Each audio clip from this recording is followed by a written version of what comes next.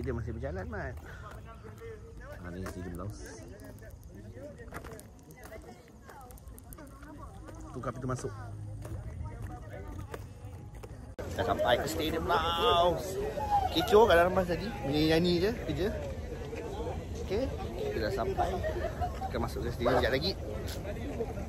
InsyaAllah kemenangan untuk kita. Kau kebanggaanku. La la la oh. La oh.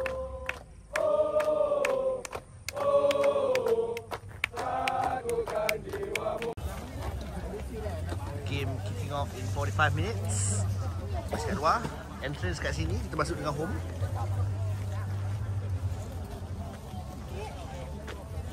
Tak. Bukan. Kita masuk sana. Kembali ke sana.